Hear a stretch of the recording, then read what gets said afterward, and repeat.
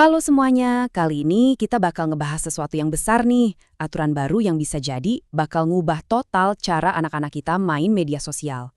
Nah, mungkin Anda udah dengar ya soal kehebohan aturan baru pemerintah yang katanya bakal berdampak ke jutaan anak di Indonesia. Yuk kita bedah bareng-bareng apa sih sebenarnya yang terjadi?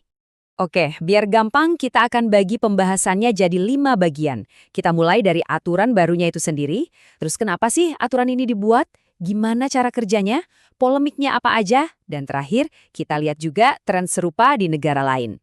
Oke, kita langsung masuk ke bagian pertama. Apa sih aturan baru ini? Nah, nama resminya itu Peraturan Menteri Komunikasi dan Digital Nomor 9, atau disingkat Permenkomdigi Nomor 9. Intinya simple banget, pembatasan usia. Jadi, nanti anak-anak di bawah umur tertentu nggak bisa bebas lagi akses platform-platform yang dianggap pemerintah berisiko tinggi. Dan platform yang kena aturan ini bukan kaleng-kaleng loh. Ada 8 platform di daftar awal. Dan isinya? Wah, aplikasi yang kita semua tahu banget. YouTube, TikTok, Instagram, bahkan Roblox juga kena. Nah, pertanyaannya, kenapa sih pemerintah sampai ngambil langkah yang bisa dibilang drastis banget ini? Jadi, pemerintah bilang kita ini lagi dalam kondisi darurat digital. Istilah yang kuat banget ya, dan ini jadi alasan utama di balik kebijakan ini. Lebih spesifik lagi, ada 4 ancaman utama yang jadi sorotan. Mulai dari paparan konten pornografi, perundungan cyber atau cyberbullying, terus ada penipuan online, dan yang terakhir, ini yang penting, kecanduan digital yang sengaja diciptakan oleh algoritma. Nah, ini ada kutipan menarik dari Menteri Komunikasi dan Digital, Ibu Mutia Hafid. Beliau bilang, pemerintah hadir agar orang tua tidak lagi bertarung sendirian melawan raksasa algoritma. Jadi pesannya jelas ya, ini untuk bantu orang tua.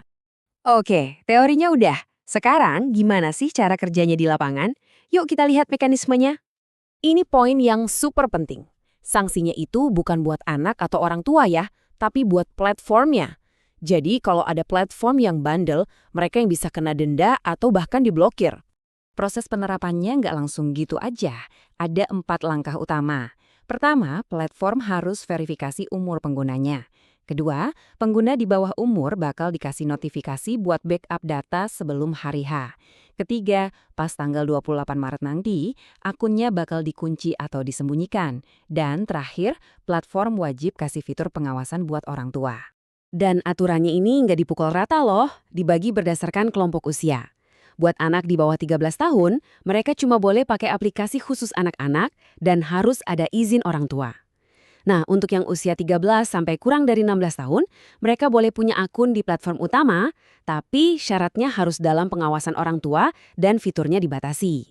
Ya, seperti yang bisa kita duga, kebijakan sebesar ini langsung memicu perdebatan panas dari berbagai pihak. Jadi ada 2 kubu utama nih. Di satu sisi pemerintah bilang tujuannya murni untuk perlindungan, ini semacam rem darurat.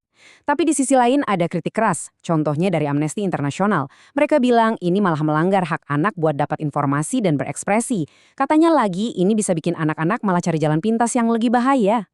Oke, biar kita dapat gambaran penuh, coba kita lihat keluar. Apa cuma Indonesia aja yang kayak gini? Jawabannya ternyata enggak. Indonesia itu bagian dari gerakan yang lebih besar di tingkat global. Coba deh lihat lini masa ini. Mulai dari Australia di akhir 2024, terus Prancis di awal 2025, lalu kita di bulan Maret 2025. Bahkan Uni Eropa juga lagi bahas resolusi serupa. Jadi jelas, ini isu yang lagi dipikirin banyak negara. Nah, ini semua membawa kita ke pertanyaan besar di akhir. Di satu sisi, ini adalah tren global untuk melindungi anak-anak. Tapi di sisi lain, apakah ini solusi yang paling tepat? Atau justru ini malah jadi ancaman baru bagi hak-hak digital mereka? Gimana menurut Anda?